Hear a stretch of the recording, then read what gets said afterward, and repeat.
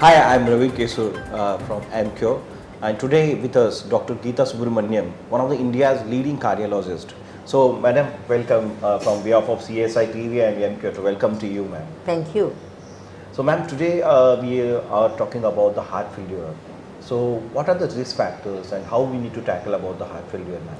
See, heart failure is the final result of most of the heart diseases like the ischemic heart disease, cardiomyopathy, myocarditis. See, patients who have coronary artery disease can present heart failure with or without infarction. When it presents without infarction, we call it ischemic cardiomyopathy. When presents with infarction, post-MI cardiac failure. Then other major risk factors like diabetes by itself, diabetes can produce heart failure by cardiomyopathy, and also it is called, see, diabetes itself is what you call as a surrogate marker for coronary artery disease. So, it can affect the heart through the coronary arteries, macrovascular or microvascular involvement of the coronaries. Hypertension and valvular heart disease. In a country like India where rheumatic heart disease is very common, so valvular heart disease, elderly patient, we got atherosclerotic aortic valve disease, and also the posterior mitral annulus calcification. These are conditions may produce MR, AR and cardiac failure and congenital heart disease. So, there is a wide spectrum of diseases which can involve the endocardium, myocardium of the heart in various ways, and then when heart failure occurs, 4 parameters are affected, that is the preload, the afterload,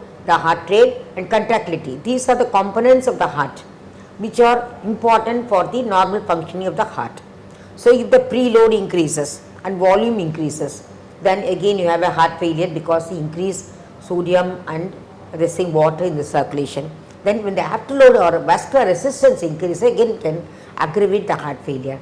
Normal heart rate, we know, when the heart rate increases per se, you know, you would have heard of tachycardia cardiomyopathies, where actually the increase in the heart rate per se without any heart disease can produce heart failure. So, preload, afterload, heart rate and contractility. So, factors that affect the contractility of the heart are mainly, you know, we have heard of the myocarditis, cardiomyopathy and ischemic heart disease as well as the infarction.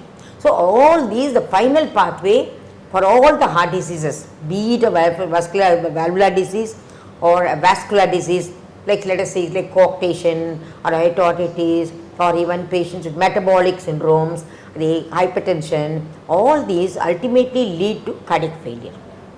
Thank you, ma'am. Thank you so much for throwing light on this heart failure. And once again, from behalf of MCure and CSI TV, thank you so much for ma'am coming and giving specifically on heart failure. Thank you. Thank you.